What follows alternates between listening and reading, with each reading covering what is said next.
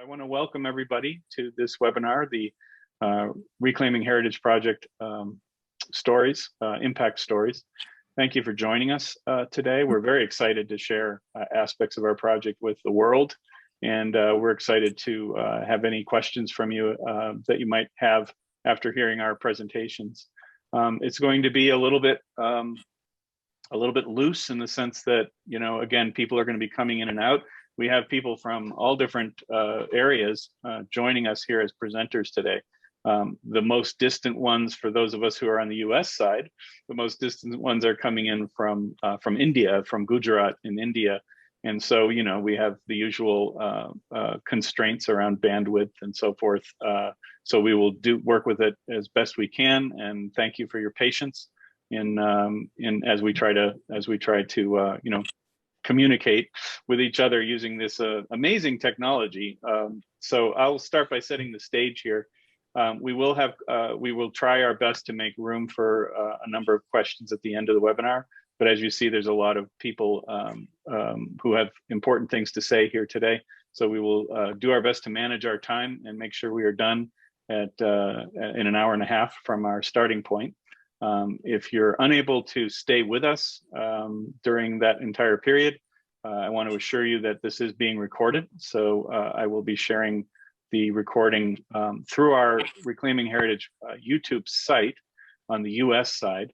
And I will also be sending out a document to everyone who's registered that contains important links, one of which is that YouTube channel. So that way you'll be able to get there as soon as we get the recording up. You'll be able to watch the parts that you missed or share with others the entire webinar.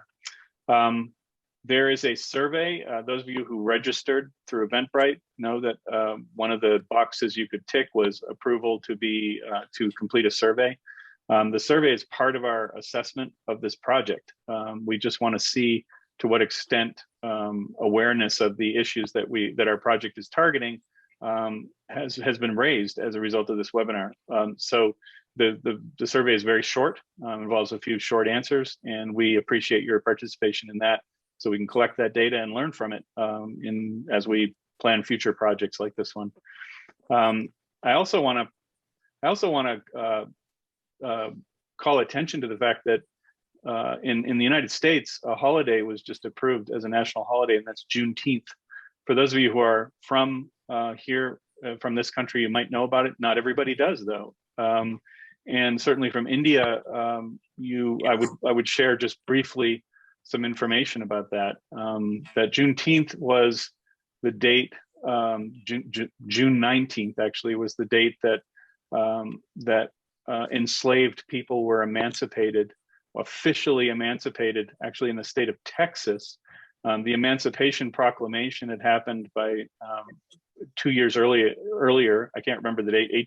Remember 1860? What was it? I can't remember, folks. It's 1863. January 1st, 1863. January 1st, 1863. And a couple of years later, that emancipation was enforced in the state of Texas and sort of changed the direction of the country. So this is being recognized right now. I think and many people who work for federal jobs are off today as a result of this declaration of a holiday. And I think this is such a timely thing to have this webinar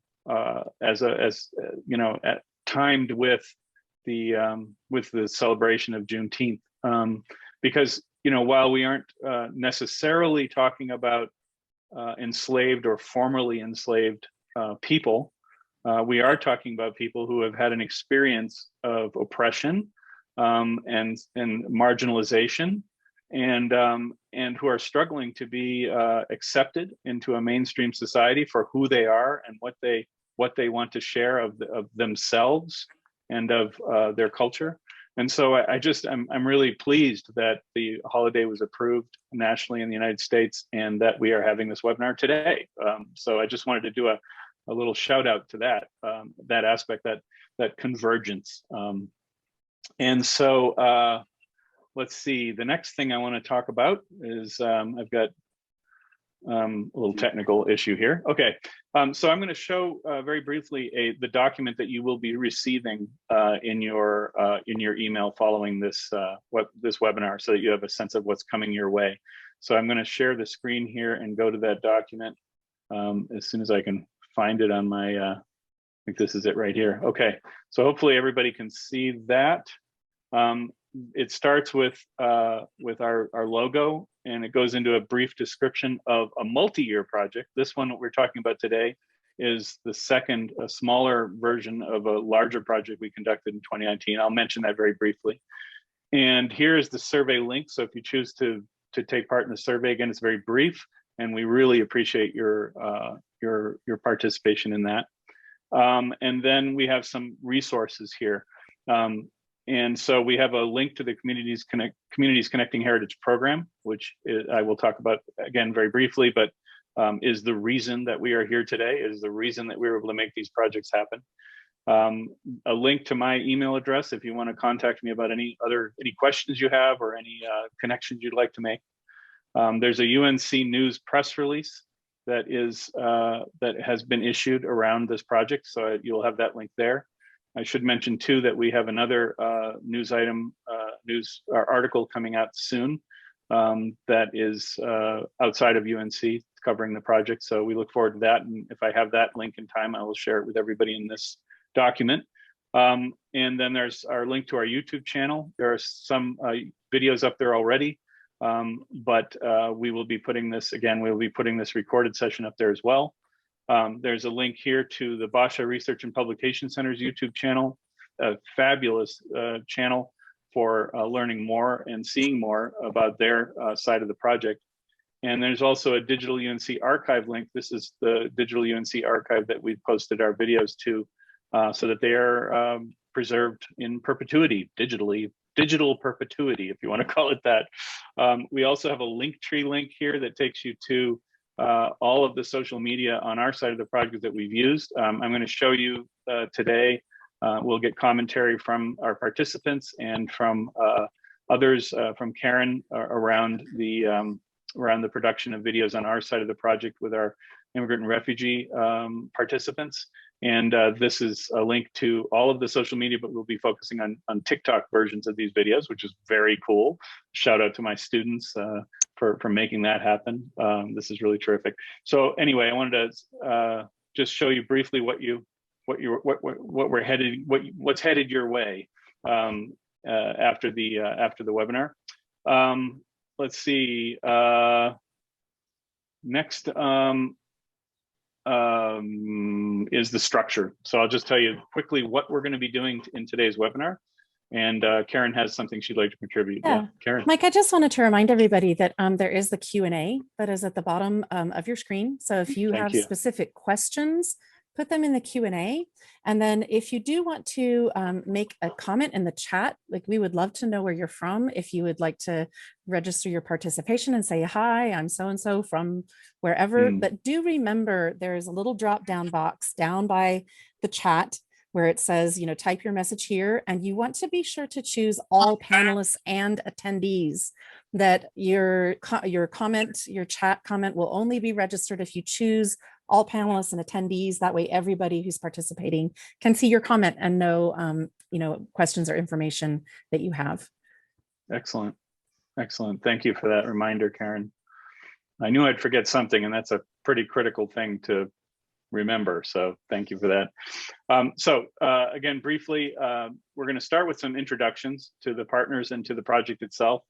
Then we're going to follow that with showing a selection of cultural heritage snapshot videos from both sides of the project. Very excited to share those with you. We're going to be hearing from participants themselves about their experience in making these and why they chose what they chose, or whatever it is that they would like to share.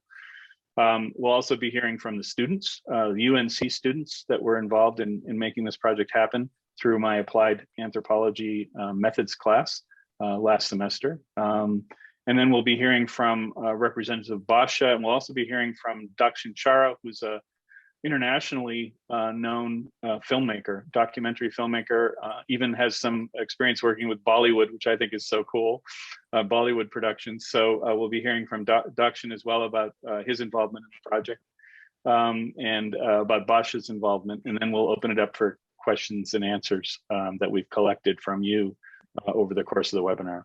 So I will begin by just sharing something about the overall project. This is sponsored by funded by the Communities Connecting Heritage program, which is part of the United States Department of State initiative, and in collaboration with the Global Development and Education nonprofit World Learning, which is also based in Washington, D.C. They jointly created this opportunity, and again, without this kind of funding, without this kind of support, these opportunities for connecting across cultures and across geographies would not be as easy to do. And I think that, you know, our project is one example. There are many projects that have been funded by this Communities Connecting Heritage program, and all of them have amazing contributions that they've made in these areas of cultural heritage preservation and virtual exchange. Virtual exchange, if you're not familiar with that term, is something that's been around for quite a while, maybe about 20 years, but it's really diversified since its inception. And so now we have intercultural exchanges that are happening in so many different ways, so many exciting ways. And ours is one example of that, where we've used technology to connect across vast distances to build relationships and share cultural heritage experience and information. So again, big thanks to the Communities Connecting Heritage program. So our first, very briefly, I mentioned this, but this is a multi-year partnership that happened originally in 2019 through a much larger project, also called Reclaiming Heritage, but it was focused on a partnership between the University of Northern Colorado, my students in an anthropology class, participants, lead participants who were from UNC and also from the Immigrant Refugee Center of Northern Colorado. And also we had Karen Bates, who works as a teacher for the Immigrant and Refugee Center of Northern Colorado, which fortunately has an acronym, IRC-NOCO, we call it. And then a partnership with Basha Research and Publication Center, based in Gujarat, India, who this organization works with cultural heritage preservation, originally focused on language preservation, because there's it's really an overwhelming diversity of languages in India, many of which are disappearing, and Basha was originally set up to try to document and advocate for the people who speak those languages. And Basha now works in a broader area of cultural heritage preservation, and I will certainly give them the opportunity to share whatever they'd like to share about that. And also partnership with the Chhara people. Chhara people are what are called in India denotified nomadic tribes, and it's a bit of a long story, and it was our 2019 project, so I won't go too much into that, but I will say that the Chhara people are an incredibly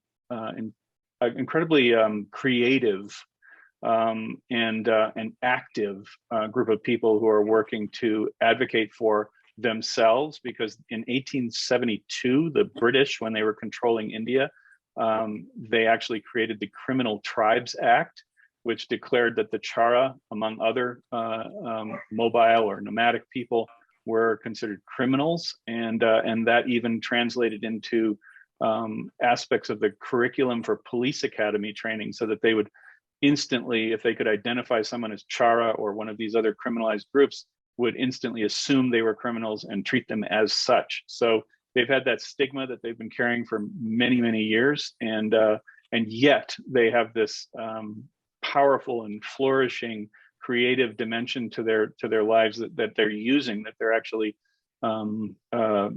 channeling towards raising awareness of their plight, their desire to be fully recognized as members of Indian society, and also using that same power through the Budan theater, which is kind of an invisible theater that is just amazing.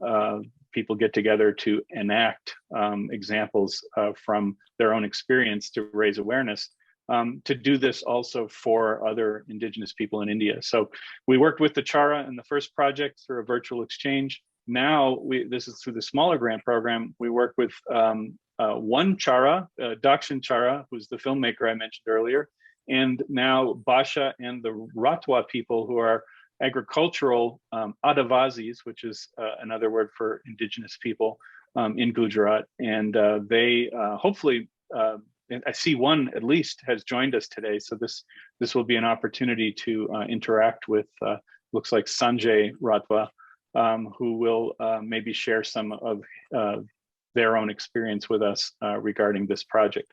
So I will leave that description to my colleagues in India, but I will say briefly that our project involved a virtual exchange with students, English as a second language students under Karen Bates in her classes, who voluntarily decided to involve themselves in our project outside of her class. So they did this on their own time. She did this on her own time, outside of the official constraints of teaching her ESL classes. I want to say that Karen is probably one of the most creative and energetic and invested teachers I've ever met, without whose help in this project, we would just simply not have been able to achieve what we've been able to achieve. So I'm very excited that she could join us today. I'm very excited that I was able to partner with her and with her students. So it's very exciting all the way around. And so what we did was, partly because of the pandemic, was set up Zoom meetings that were between my students outside of our designated class time as well. My students volunteered their time as well to schedule with Karen's students on their time to meet up once a week for something like 12 weeks and have these 1 hour ish conversations about cultural heritage that led to the results that we will share, some of which we will share with you today. So it was an amazing collaboration. My students were just unbelievably invested. Without their energy and willingness to work outside of the class time like we did, this again would not have been possible. So I think everybody recognized the value of this collaboration, and they just gave it their all. So super excited about that too. So what I'm going to do is just show a very short video that Bryce, one of the students in our class, who's a panelist today, created, just kind of a mashup of what those Zoom sessions look like. So I'm going to share that with you really quick, if I can get my technology to work again. So here we go. Just bear with me as I struggle to find, I think it would be this right here, and I will go over to here. Okay, so I'm going to hit presentation. I hope you can see this. This is the collaboration, Zoom meetings once a week. Already mentioned that. So let's just go to the video and try this out.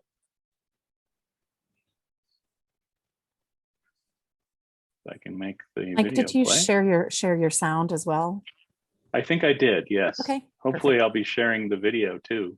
I don't even see it anymore. Oh, it says there's So a It does little say error. unable to play video. Unable to play video. Great. Okay. I love technology. Let's see, maybe this will work. I'm Bryce. Can everybody see that and hear that okay? All right, is everybody still there? Yes. Okay. I'm going to play this. It looks like it wouldn't work in presentation mode, so I'm just going to play it this way. One of the UNC students in the anthropology class that's working on the Reclaiming Heritage project. This is a short video snapshot to give you an idea of what occurs during a typical Zoom meeting with the IRC NOCO participants. If we want to just do introductions and tell each other who we are. I'm Ben. Hi, I'm Perry. I'm from Brazil. Anna is from up in this area. Yeah. Genesis, where are you? Down like here? No, more is close to Belize, because Belize is 15 minutes. Oh, so it's down here. Yeah. Written born a refugee. Yeah, that one. It's my family. All of them. Most of them. There is my mom, my sister, my brother. And thank you for listening, and I'm happy to stay in this class. Thank you so much. That's great. Thank you for making that. Thank you for making that video, Bryce. I think it does capture some of the energy and some of the breadth of coverage during these conversations. So next I'll move to invite Basha and Dakxin Chhara to share their side of the project. So I will step back now and let one of them step forward and speak about what they were hoping to achieve with their side of the Reclaiming Heritage Project. Sandhya?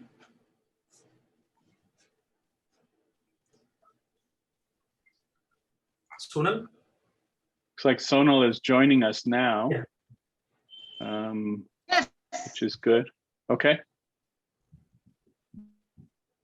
Yeah. Sandhya, would you like to speak about your side of the project?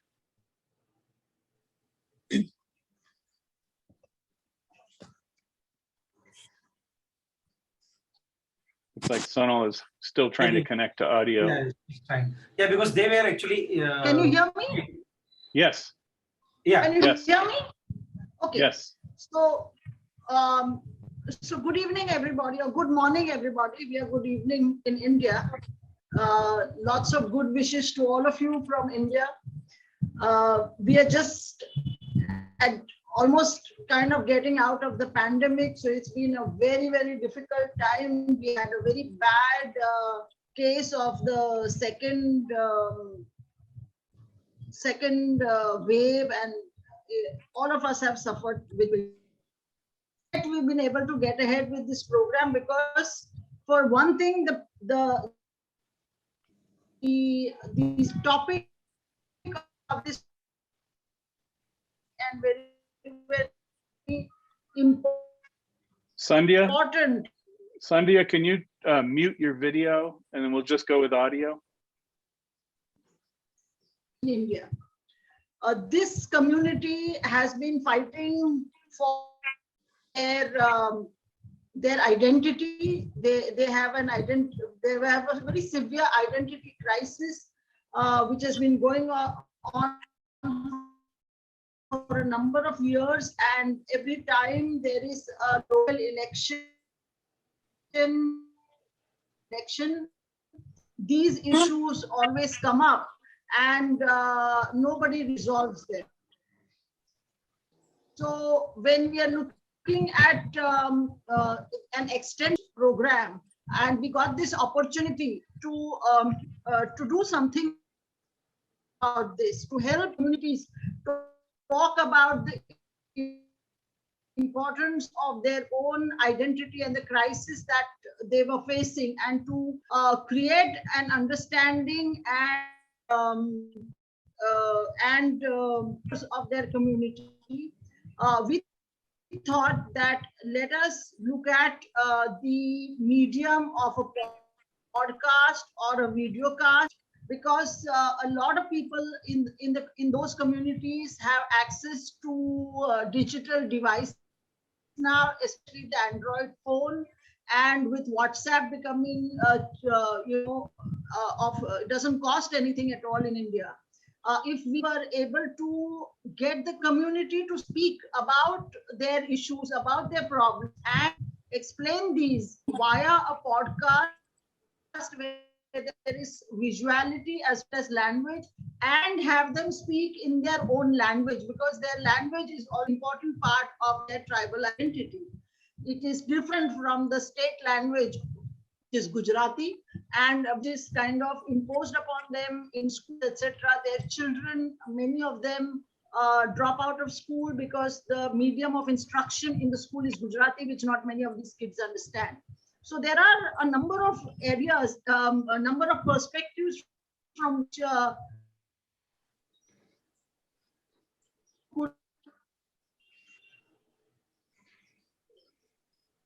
and we thought, let us look and harness this technology to be able to create an awareness about their identity issues and spread it in the community. Rathwas are a very large community in India, and it is important that message is was sent to all. We took the help of Dakxin, a very known, is a filmmaker, feature filmmaker. He's now preparing to work on, to begin work on his second. A couple of times, the team traveled from the Adivasi Academy, which is about 180 kilometers from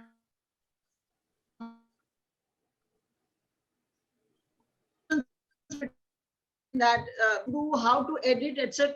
And then there were a number of other workshops which were held online, by way of which a whole team of the Rathwa people was created in Adivasi Academy, who now have become quite adept at using the technology to be able to send across their messages. You will be able to see some of those films now as part of the webinar. And now I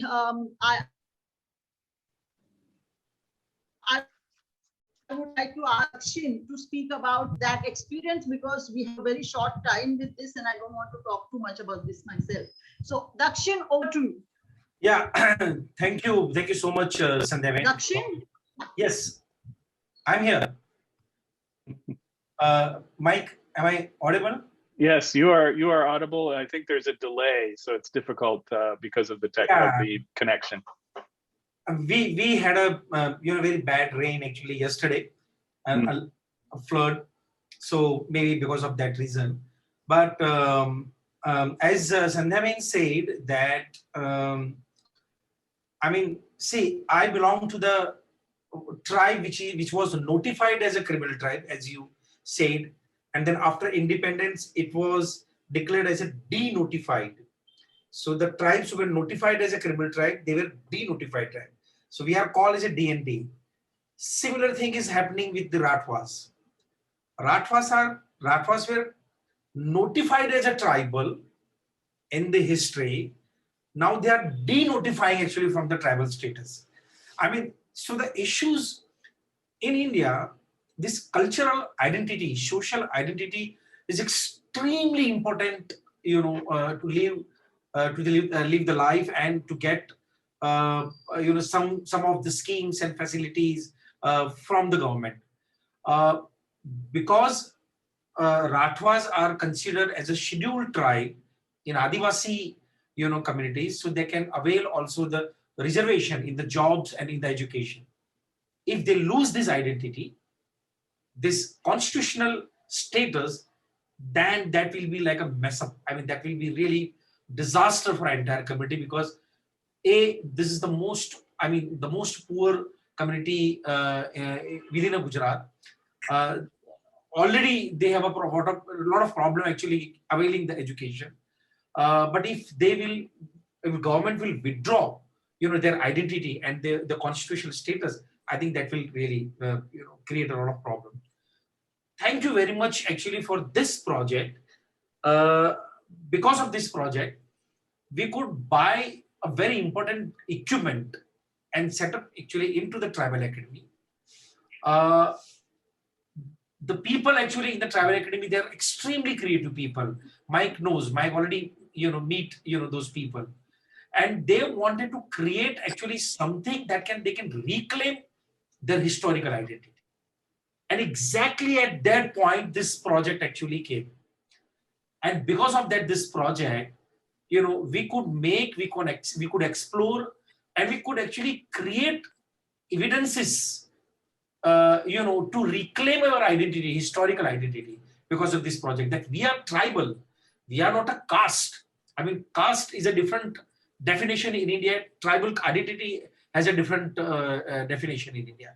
So we wanted to reclaim our identity, and because of that, we wanted to show some of the cultural, ritual, and traditional things actually, and wanted to collect these memories, oral memories, which is in the public arena, in the within the community. We wanted to just capture actually those public, these all traditional things and rituals, which can which can we can show to the government and to the society that we are tribal, we are not a caste. So right now this legal battle is going on in Gujarat, in the Gujarat High Court, and this was like a part of like entire campaign. This was one of the part of the entire campaign, reclaiming the identity. And we made something 9 to 10 films out of this project, and very important films which are very unique actually to these communities. None of the other tribal or other communities actually following such kind of tradition, the kind of tradition this community is following. Second thing, it was extremely challenging because as Sandhya said, the second wave was horrible. Even I lost my mother, and many people, almost all the friends and everyone's friends actually, they lost their years and years. So during that time we were making these films, and by using the online technology and teaching the editing online, it was first experience for me. I cannot imagine that I can teach editing actually online. So thanks to this all technology, thanks to these all equipments which we bought in this project, and we've and our one of the member actually, Sanjay Rathava, who is here, he learned very quickly editing. I normally go so many times to the tribal academy, and there I had a little bit discussion, I had a little bit a workshop, just one day workshop with Sanjay about how to use this software. And Sanjay picked up very quickly, and all the materials which were already they shot, and we also had into our archives, because we are shooting materials since many years, but those materials were never materialized. We never made the film out of those kind of important material. So we use some of the archival footage, and we also talk with the people online, or maybe we call people actually at the tribal academy. We shot their interviews, and clubbing these all things, we could create these all 9 to 10 important films. So it was really new experience for me, and it gave me confidence that I can also teach editing and filmmaking online out of this project. So thank you very much for this project. If you want to add, Sandhya and Sonal, if Sonal is here, but this is what my experience is in. Thank you, Dakxin. Thank you, Sandhya. Those are great introductions.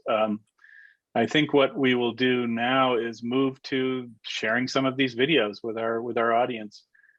So what I will do first is I will hand over the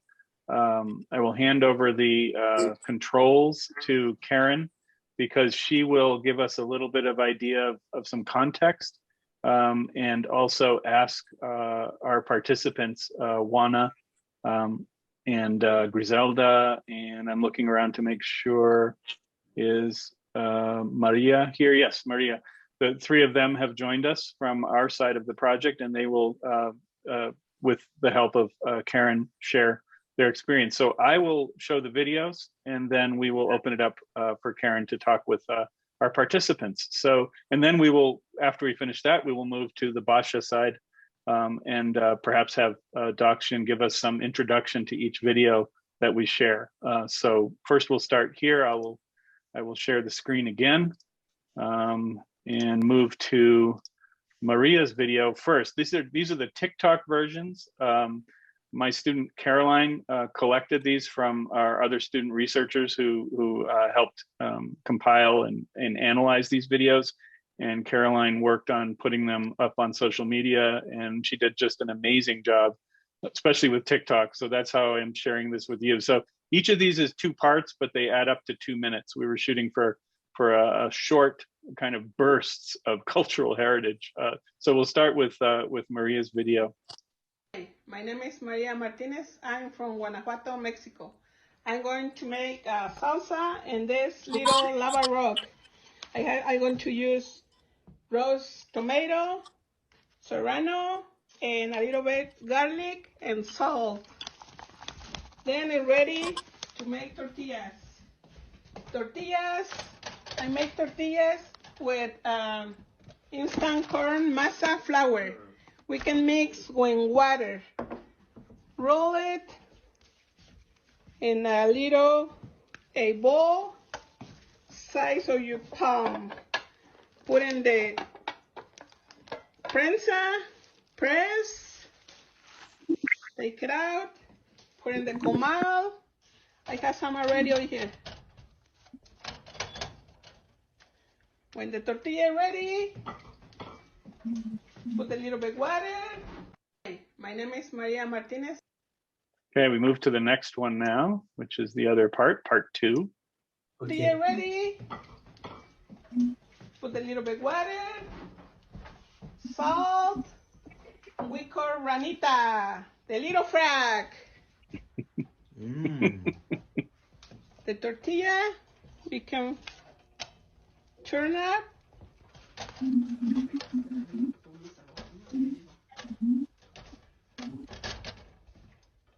When the tortilla is ready, we can use this tortilla warmer to keep stay the tortilla warm.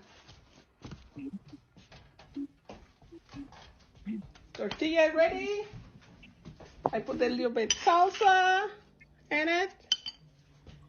Nopal, cactus, carne asada, rice, frijoles, and avocado. And the taco is ready. Taco Tuesday. Tortilla ready. That's so great. I love that. Isn't that great? And I love also the cultural heritage is something that is alive. It is not something just old, goes in a museum, but it is something that is still alive in a community. And here we see adaptation happening. Here we see, the use of a stove. In the old days, of course, it would have been a fire, but now it's a stove, and all of these new technologies, but still the original making of the tortilla, adapting to changing world. So I love that. Let's go to the next one, which is Griselda, and see what she would like to share. Hi, my name is Griselda. I'm from Chihuahua, and I have some handicrafts to show you about my culture in Mexico. So I have some jewelry box. We have a different size and different models. And we have this is a blender, hand blender. I don't know how the name correct, but we put some tea and turn, and it's ready to put in the food. And I have this. This is for when they made some tesguino. They call tesguino. They offer. Okay, next one, part 2. I'm not sure why the captions aren't showing up, but hopefully everyone can. Yeah. This is for when they made some tesguino. They call tesguino. They offer it to the land, and they put in the land. The first bowl is for the land, and we have different things. We have t-shirts, purse, and I'm so happy to be part from this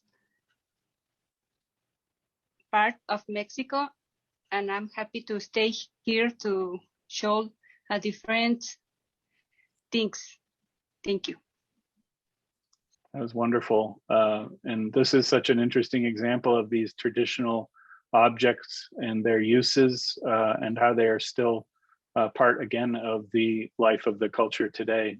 And I have to wonder what connections our Rathava participants might see in some of these objects and some of these ways of cooking and so forth, to see these similarities and differences is a wonderful part of cultural heritage exchange. So we'll move to the last pair of videos. This is Juana, and we have again 2 parts. I share also the Catholic religion, and since I was a little child, same as Stephanie, my mom every Sunday, same day,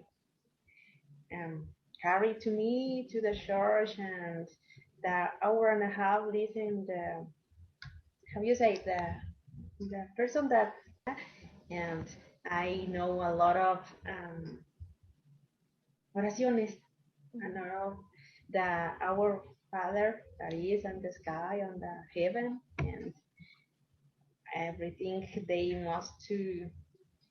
must memorize and say. But actually, I'm just also like crazy, just try to find myself, and I don't think I share also. Okay, let's see, go to the next one. Find myself, and I don't think the square religion, I think that you must believe something that gives you faith, not to stay just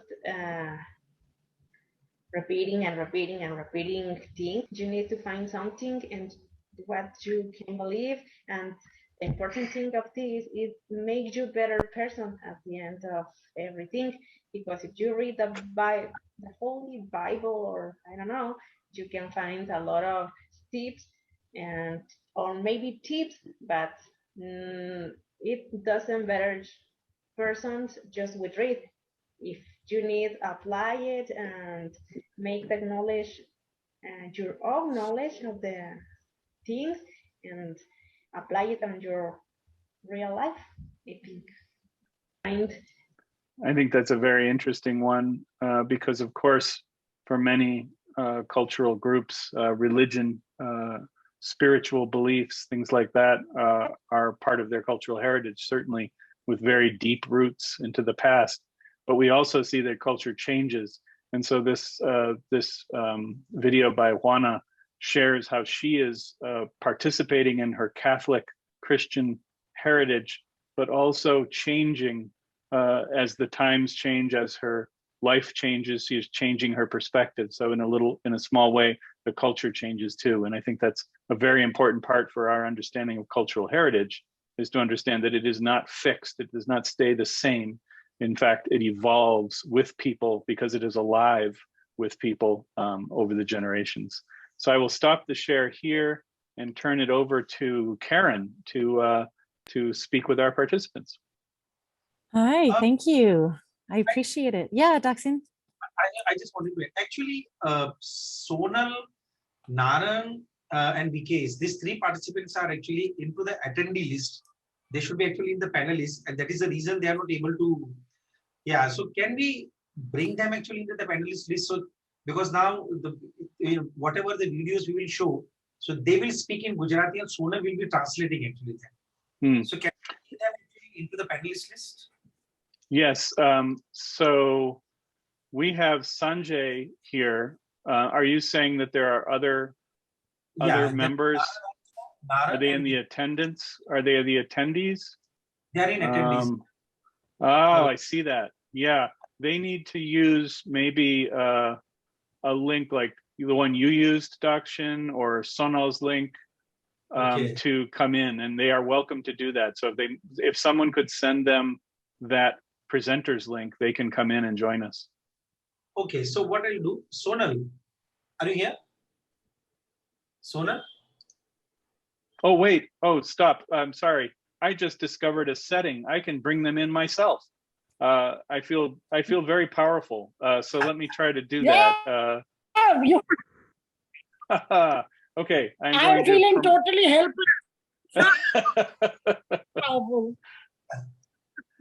Okay, I think I have them. Hopefully they will join us now as participants. Let me see if that worked. I'm saying promote to panelist. And yes, it says Vikesh will be rejoining as a panelist. Let me try this one again here. Promote. Okay, Naran will be rejoining as a panelist. Let's see if Naran can come and join us. Seems like, yes, I think maybe this is happening. Yes, okay. This is good news. This is good news. Thank you, Dakxin, for bringing that up. And I have learned something new about Zoom. So that's very exciting.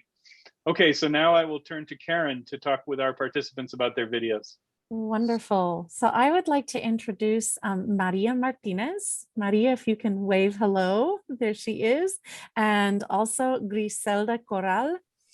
There she is, wonderful. And Juana Rocha, who I know her connection is not always fantastic in her small town in rural northeastern Colorado. So she may be leaving her video off for the meantime. But I want to start with Maria. Maria, we saw your wonderful tortillas video first. And thank you for doing these videos in English. I know that to truly preserve cultural heritage, it would be appropriate to make these videos in Spanish, but one of our goals was to help improve your English. So Maria, can you tell me, how did the project help you with learning English? I help you. It helped me a lot because I not imagine it and I'm going to be doing that video. And when the people from UNC asked, then we want to make a video, I was thinking, and before I show my prensa and my molcajete, the lava rock, and they say, oh, you can use those and make a food. Oh, okay. I'm going to try. That's wonderful. That's great. And I love how you handed off the tortilla to, was that your son? Is that your son in the video? My grandson. Your grandson. Yeah. And it was just fantastic. And in Mexico, where I come from,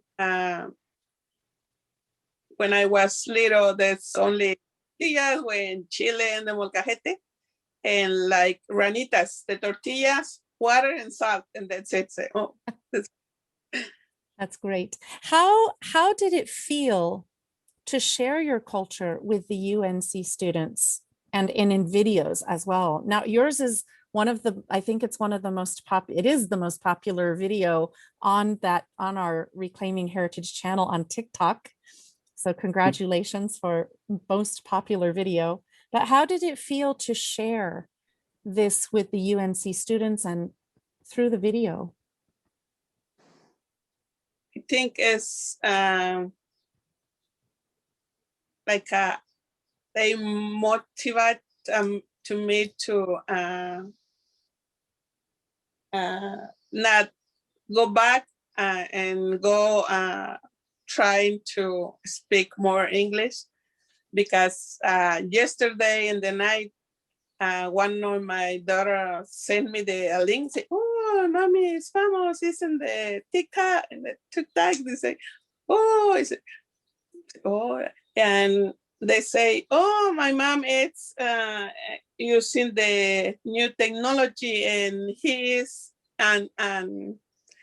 is with all young people. I say, oh, okay. Yeah. Grandma is cool. It's wonderful. Your daughter and your grandchildren think you're amazing for doing that. I think you're amazing for doing that. Thank you, Maria. We'll move to Griselda. Griselda had the second set of videos.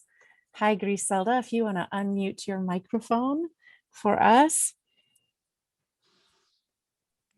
And how did the project help you with English?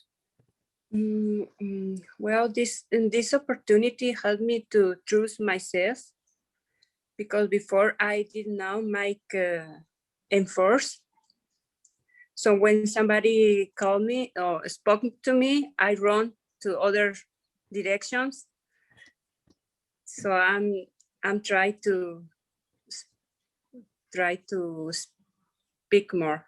Yeah, it gave you a little courage, it sounds like, and bravery to try. It's motivating, as Maria said, it motivated her. So wonderful. And how did it feel to share your culture with the UNC students and in these videos? I'm so happy. I will have like to explain myself better, to be able to express so many wonderful things for my state. But someday I think I speak better. Yeah, I think so. I think so. I certainly loved learning more about the objects that you had to share through these videos. And we don't often have time in the classroom, in the class online or in the classroom, to talk about culture individually with students. So I feel like I learned more from you in what you shared. So thank you very much, Griselda. You're welcome. Yeah. And last, we'll talk to Juana Rocha. And Juana, if you want to unmute your microphone, perfect. Hi, Juana. Hi. So how did the project help you with your English? Well, the beginning was hard. I was not accustomed to interact throughout cameras, and also because I am a shy person, and with a little of time and the patience and friendship that the UNC students have shown me, things flowed normally, and it made me feel more comfortable and confident when I try to speak my English as a second language. That's wonderful. I'm noticing a theme here with that confidence has been built, that Maria and Griselda and you have all mentioned this growing in confidence through the relationship with the UNC students. I think that's wonderful.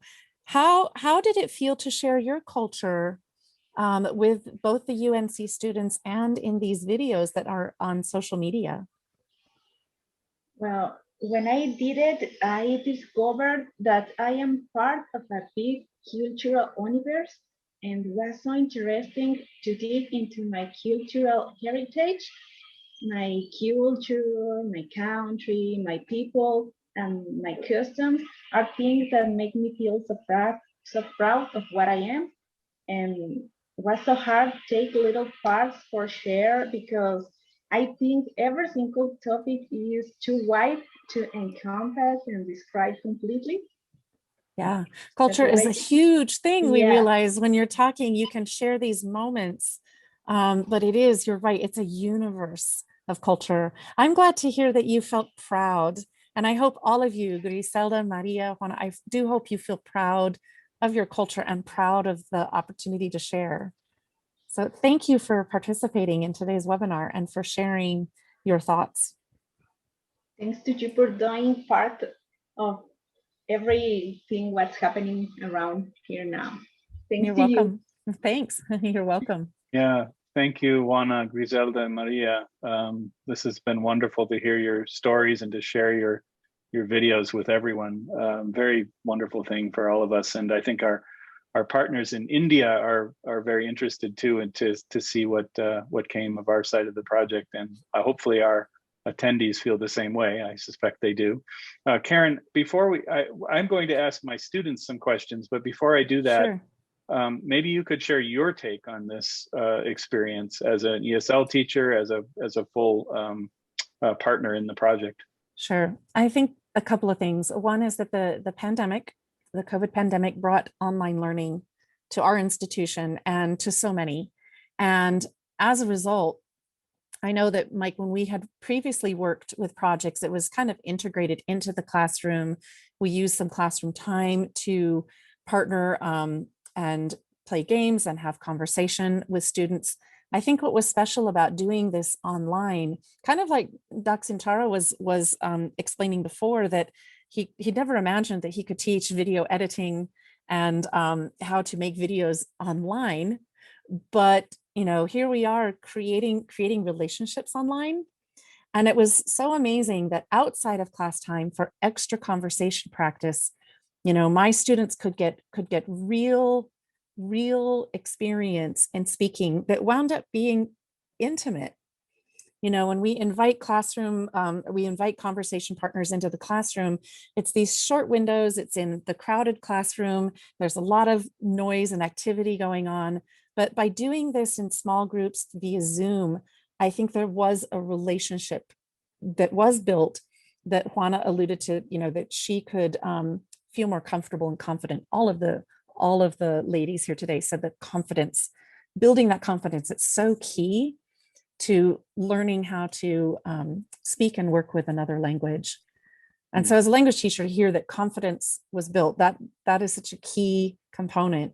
And so I can see that the project did this in addition to spreading cultural awareness and appreciation for cultures. Thank you, Karen. Yes, sure. One of the things that in this conversation that you've had with Griselda, Maria, and Juana, also that came forward for me was that this created an opportunity for them to reflect on their cultural heritage and to value it, to see it as being something that is important to who they are. And these opportunities for everyone do not come so easily. We are all very caught up in our lives. We have important things to do for our families, for our jobs, for our education, very busy, all of us. And sometimes the opportunity, the chance to think, what is my heritage and how important is it to me? It's just difficult to make the space. And I think this project helped with that. I hear from them that this is something they think about now, and maybe that opportunity to share with the world feels so good. It feels so good because you're sharing something about your own history and your own way of living. Nurtures identity, and I think that's a beautiful part of it. Yeah. Exactly. Yeah. Thank you again, everyone. I'm going to have a few questions for my students, and then we will move on to the Rathava videos. And so my questions are, and anyone can jump in and answer these in singles, multiples, whatever you'd like. But first of all, as students, what were your expectations going into this class, going into this project in the very beginning? What were you thinking? I would love to speak on this, if that's all right. Okay.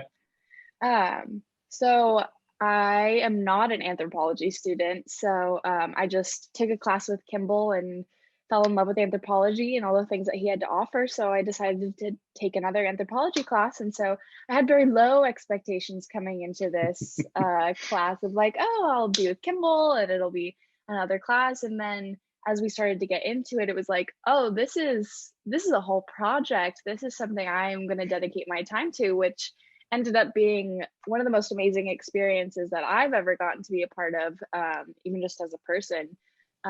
So I think my expectations were blown away, much better than I expected. And I'm grateful that I got to meet all of these people and all these different cultures, because I haven't been exposed to a lot of these different cultures as a white person who grew up in kind of a white area. It's beautiful to see people share where they come from and what they love about their culture and all that stuff. So that's kind of where I'm at. I'm grateful to be able to be a part of this project as a non-anthropology student and kind of bring what I'm learning in this class into my career as a sign language interpreter. I don't think I said that. So, right. So Caroline, I have to say that even though you're not an anthropology student officially, you are honorarily an anthropology student, and it's kind of like part of who you are already. So really enjoyed your participation in the project. Thank you. Yes, thank you for letting me. Absolutely. Other students who want to answer that question about expectations? I might jump in. I was pretty similar to Caroline in that I'm not an anthropology student. And actually, I didn't need this class for my degree or for any credits. It was completely optional and sort of didn't matter at all for my degree or for the classes that was required. But Professor Kimball had explained the project in a previous class I was in, and it sounded really interesting, and I really wanted to be a part of it and learn about other cultures. And so I took the class to be able to meet with people. And so I had no idea what to expect. I just knew that the idea of it sounded really exciting, and I wanted to be a part of it. And I'm so glad that I was. It was a really I am too, Bryce. You know, we interacted on this earlier in the semester about the fact that you just wanted to do this for yourself as a person who, you know, is just like a lifelong learner, and you just brought so much to the success of the project, and we're all grateful to you. And you know, you were doing so much of the video editing and just took on a lot of responsibilities well beyond the constraints or the description of the class. And yeah, I'm super glad that you found it rewarding. And again, we're so happy to have you. Let me move on to the next question for anyone else who wants to answer this one.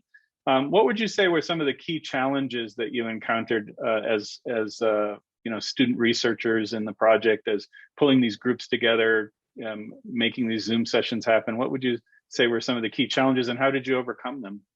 I can speak on that. All right, Chrissy. So one challenge with our group that kind of was consistent was participation with our participants.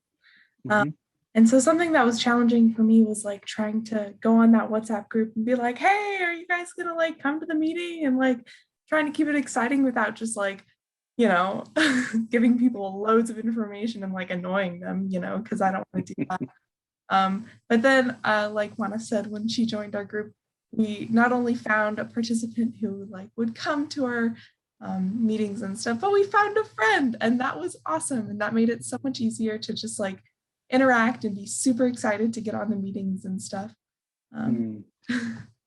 That's great. Yeah, I think that's something that we noticed, is that Karen's students were joining us voluntarily, again, outside of her ESL class, and they had to navigate their availability with all of the other responsibilities of their lives.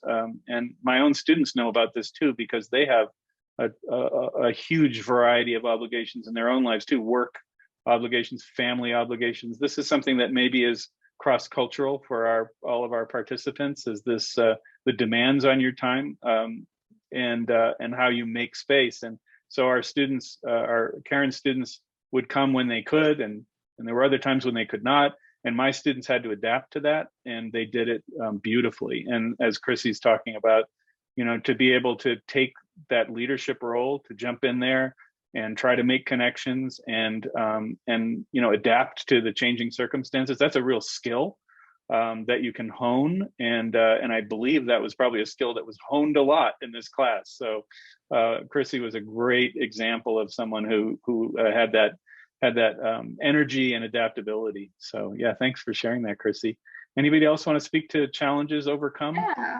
Yeah, Amanda. More on the research side of the project, which I was more involved in, with like analyzing the data and making it accessible through a lens of, I guess, research and data analysis, and making sure that everyone was able to see what was going on, even if it wasn't in video format.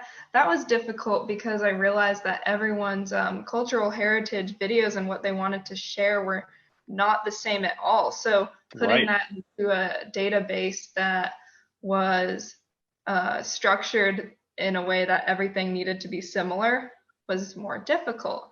But I think that just attests to the beauty of cultural heritage, really. And I think that was a beautiful lesson for me to learn through that. That's a great point of view. Yeah. I want to point out that Amanda did take a leadership role on the research. The structure of our project involved different coordinators. So each team of students that was working with a team of ESL students from Karen's class had their own coordinators, research, logistics, social media. But Amanda stepped up to the plate as a lead research coordinator, and again, her involvement in the project was critical to our success. So thanks for sharing your perspective, Amanda. I have one more question for the students. Cindy, maybe you could jump in on this one, but anybody else, of course, too. So what is maybe one of the most memorable moments that you had as part of your participation in the project? Well, certainly just hearing the stories, a lot of them were bittersweet. I think our participants, some of them being displaced, some of them not, but all of them kind of having that longing for where they had come from, but also loving where they're at now. And that really stuck out of my mind. But honestly, my favorite was probably, I mean, this whole thing was super organic, and we never had like a total linear, like, you're going to talk about this day and this and this. It just flowed. And I loved when our conversations went off the rail. That's the most memorable. You know, just talking about anything that came to light. I loved some of our really silly conversations when we would all just laugh, start talking about UFOs or local monster myths like El Chupacabra. I mean, and we would laugh and have fun. And that's probably the most memorable thing for me.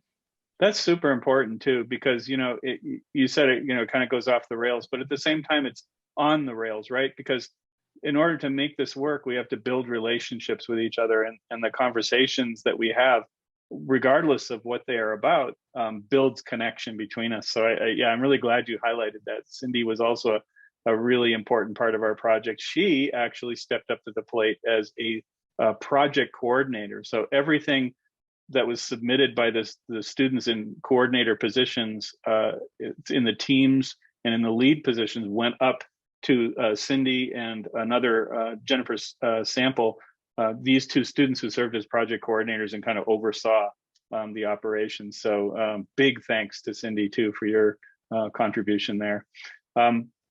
Okay, is there one more student who wants to share, and then we'll move on to the Basha side and Rathava side of the project. Is there one more student who wants to share a memorable event, conversation, whatever it might be? Yeah, Bryce. I'd like to, if no one else really wants to. Go for it. I really liked getting to know, we had several different participants from different places and different backgrounds, and it was really cool to get to know all of them and their different like stories and personalities. And we had one meeting where we talked about myths and legends, and we had our participant Patty from Brazil share a whole lot of videos and stories. And I really enjoyed other meetings with participant Fatima from Mexico, and she shared all sorts of stories from her childhood, growing up in a ranch in the middle of nowhere, and how they had to walk 40 minutes to school, and how her town was so small that they didn't even have a high school. They only had a elementary school, like first the like primary school, and then they had to like go to a different town for any other school after.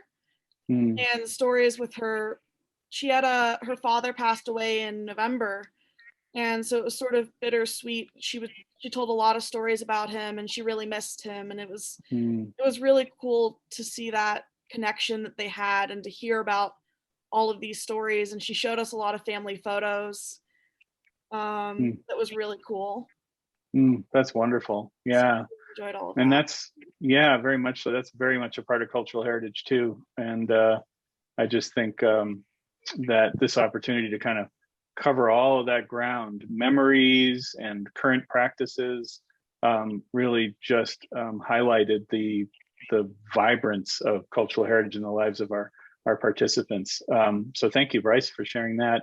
Yeah, and for a lot of our participants, their children came here when they were fairly young or were born here.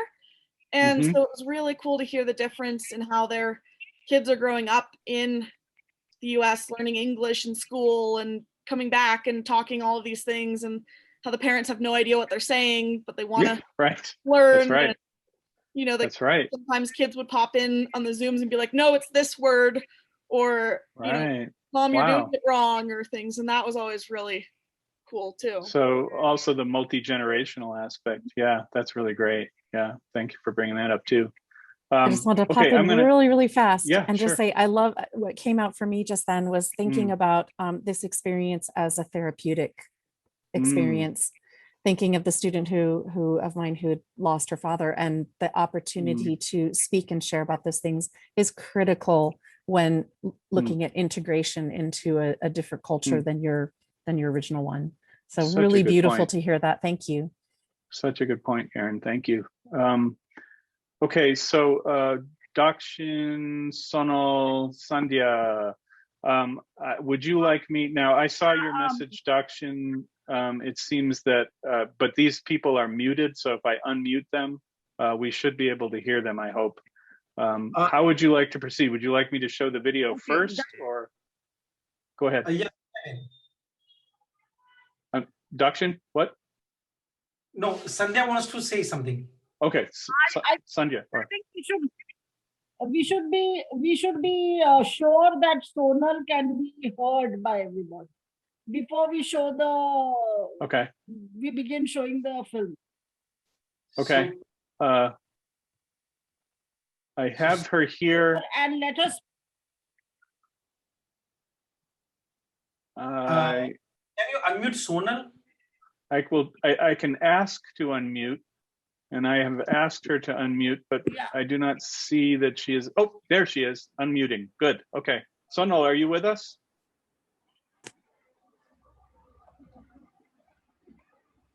Can you hear me now, Mike? Yes, yes, yes. Okay. So happy. Good morning, everyone. Okay. So how would we proceed here? Would you want me to show the videos, or would you like to speak first about the videos? Mike, can we just introduce Vikesh, Narayan and Sanjay Bhai? And Vikesh Bhai, Narayan Bhai and Sanjay Bhai, તમે જો તમારું unmute કરશો, we will also, I'll speak a bit in Gujarati in order to communicate with them. I think we need to request Vikesh, Narayan and Sanjay to unmute themselves. I think they have. Yes, I think Vikesh, Naran, but not yet Sanjay.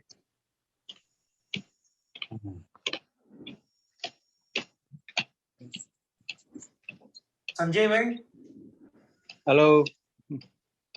તમે unmute કરો ને. Hello. Narayan અવાજ આવે છે. Hello, Naran. Hello, Vikesh. Hi. Yes. Okay. Nana. Hello. Hello. Hello. હા. નારાયણ અવાજ આવે છે. નારાયણ તને અવાજ આવે છે? આવે છે. મારો સંભળાય છે? હા, હવે સંભળાય છે બધું. વિકેશનો બી સંભળાય છે, તમારો બી સંભળાય છે. હવે અમે લોકો ફિલ્મ બતાવીશું 2 મિનિટની, બરાબર? અને એના પછી તમે બોલજો કે આ શેના વિશે હતી, અને સોનલબેન છે ને એ ટ્રાન્સલેટ કરીને અમને બતાવશે કે આ શેના વિશે છે. બરાબર સોનલ? સોનલ બરાબર હે? हाँ, ठीक है दक्षिण. Okay, so we can Sonal is here, Naran, Vikesh are here, so we can show the film, right? Okay. And once we will watch the film for 2 minutes, then Naran will speak about the particular film, then Vikesh will speak, and Sonal will translate. Okay. Okay. Perfect. Okay, I am going to share the screen then. Now, move on to Is this okay to start here? Yeah. Yes. Okay.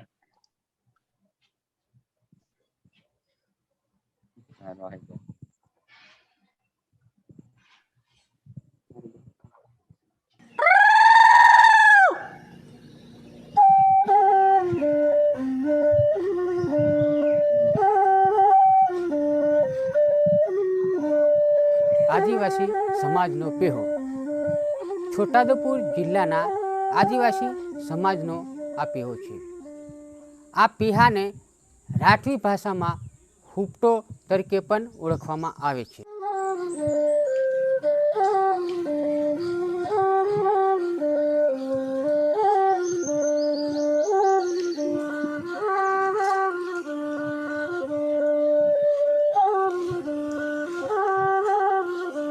પેહો વાંસમાંથી બનાવવામાં આવે છે.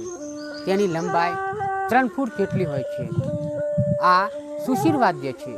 તે મોટા અવાજે વાગે છે. આ વાંસ છે અને આ વાંસમાંથી આ જે પેહો છે વગાડવાનો એ પેહો બનાવવામાં આવે અને વાંસ 2 પ્રકારના હોય, એક ભરેલો હોય અને એક કાનાવાળો હોય. એટલે જે કાનાવાળો વાંસ હોય એને કાપીને એને અલગ અલગ સાઈઝના પેહા બનાવવામાં આવે. રાઠવા નંદુ મન્યા બરોજ ગામ પુલાઈની વસ્તુ બગડે નહીં એ કારણે સમાય ફાળીને કાપવામાં આવે. આ પેહો કહેવાય. આ અહીંથી આવી રીતે કાપવામાં આવે, પછી અંદરની પોપટી બનાવવામાં આવે, પછી અંદરથી આ કાપીને વાવળી બનાવવામાં આવે. વાવળી બનાવ્યા ફેર પછી આ વગાડવામાં આવે. સમય પણ ઓછો થતો જાય. કંઈ ટેન્શનમાં હોય ત્યાં આવી ફૂંકવા કમ લાગી જાય એટલે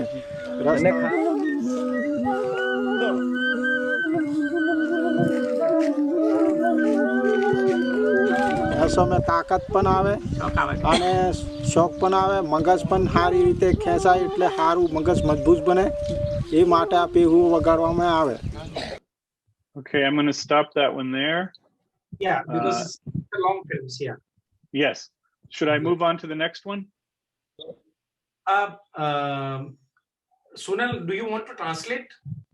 I think if one of our Tejkar colleagues can speak about it in brief, if they want to add something, then I will translate. Narayan bhai, તમારા માંથી તમે જો આનું થોડાક ટૂંકમાં આના વિશે કહેજો તો હું પછી એનો અનુવાદ કરીશ અંગ્રેજીમાં. આ પેહો વાદ્ય છે એ ખાસ રાઠવા આદિવાસી એક એવો સામાજિક સમૂહ છે. એક જ પ્રદેશમાં રહે છે. તે ભાષા પણ સમાન બોલે છે. સમાજ રિવાજો અને સંસ્કૃતિનું જતન કરનાર અને પ્રાકૃતિક જીવન જીવનારો આ એક રાઠવા સમાજ છે. અને એ રાઠવા સમાજમાં આ એક પેહો નામનું વાદ્ય ખાસ વગાડવામાં આવે છે. અને એ વાદ્ય ખાસ ખેતરે જતા હોય ત્યારે આ ધાર્મિક પ્રસંગોમાં એટલે કે બાબા પીઠોરાની ઉજવણી થતી હોય ત્યારે અને મેળાઓમાં આ પેહો વાદ્ય ખાસ વગાડવામાં આવે છે. અને એ પેહો એક રાઠવા સમાજની ખૂબ મોટી ઓળખ છે. I will just translate what Narayan bhai spoke about the musical instrument and the small clip that you saw. This is a musical instrument which is very popular among the Rathwa community. The Rathwas are an indigenous community of India. They live in Gujarat, more specifically in the Chota Udeipur region of Gujarat. And Rathwa is the dominant community in this region, and they are all tribals or indigenous communities. And this instrument is called the moto pio. Moto means big and pio is a flute.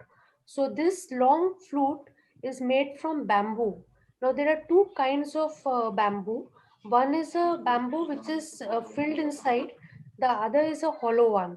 So they make this flute from the hollow bamboo. And the artist in the video clip, you also saw one of the artists who plays them. Now the pio or the flute is actually most people in the community know how to play it. It's not that they go out for and get trained in it. They learn it within the families.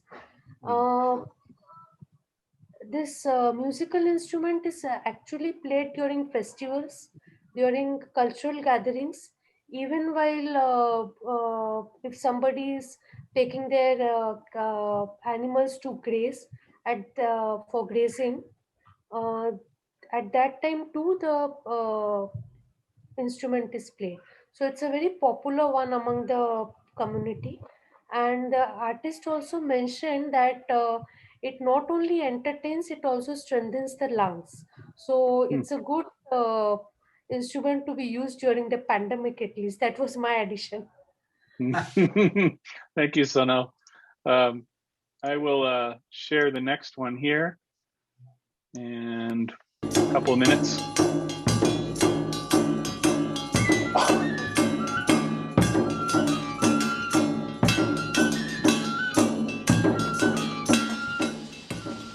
Chhota Udepur જિલ્લાના આદિવાસી રાઠવા સમાજની વારસાઈ તેમાં બે પ્રકારની વારસાઈ આદિવાસી સમાજમાં મળે છે.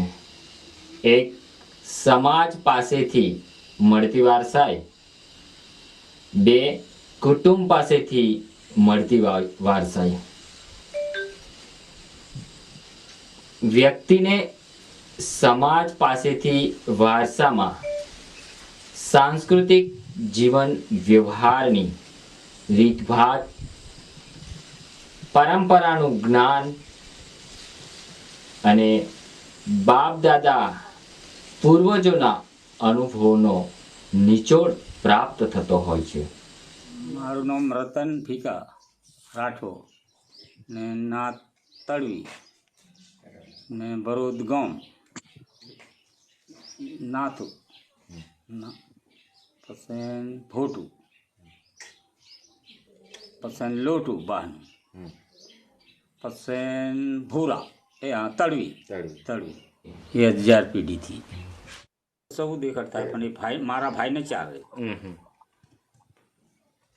તે પછી મારે ચારે દીકર કે 5 એકર મિલકત વારસા में આલી એ દળિયા ઘર જમીન ઘર ને સોરા નોંધ એટલે તલાટી આવતી ગામ પછી બધા ડાયરા ભેગા થી આ મારે ખાતે ચડાવવાનું છે બાપો જીવતો હોય તે આ નો મેં कर दिए एम ते सही हाल दे एम अंगूठा पाड़ दे એટલે તલાટી ઓયનો એ ચડાઈ દીધે.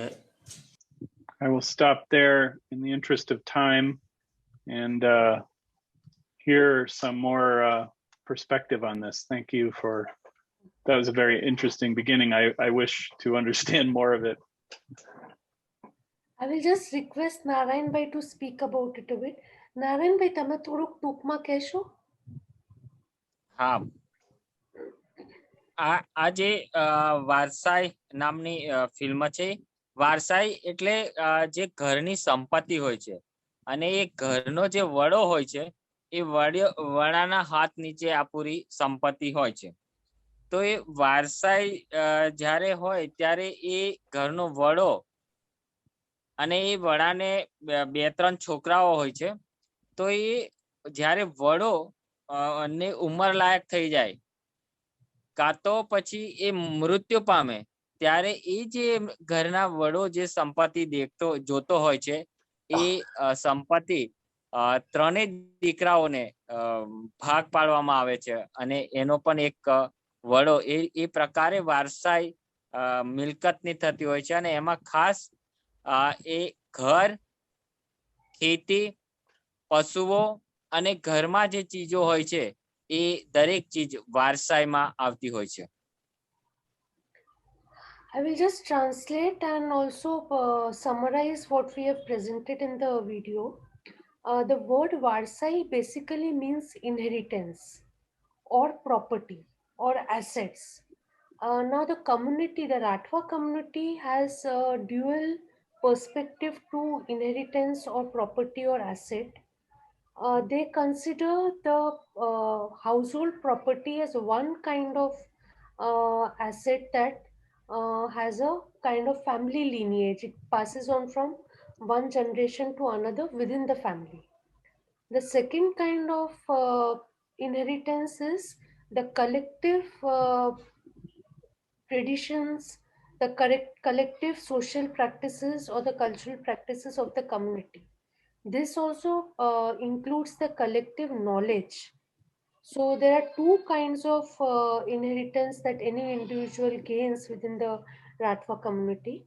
Now within the family, what they consider as property is usually the farmland, the house, the jewelry which they have, the animals which they keep, because agriculture and animal husbandry are the two main occupations or livelihood resources for the community. So these are actually divided by the head of the family, because it's the head of the family who actually holds all of this property. Now this property can be passed on to the next in kin, mainly the sons, by the head of the family while he or she is alive or after their death. And usually what happens is that in the case of land, when it gets divided among the, maybe if a person has two or three sons, when the land gets divided among the three, then this is actually reported to the local village administrator, who is known as a talati, and who actually maintains the land records of the village. And the talati or this actually then divides the land between the three sons, and that record is actually entered in the village land records. Uh, the second kind of property which I mentioned and which is actually showcased in the video is the collective knowledge, community knowledge of the Rathwas, which is actually imbibed through very many means. Like it could be the village elders, it could be within the family, it could be the artists in the village. So that's a collective knowledge which too is passed on from generation to generation. So this is how inheritance works within the community. Thank you, Naran and Sonal. In the interest of time, I really want to share this last video, so I will go there quickly and share the last one here.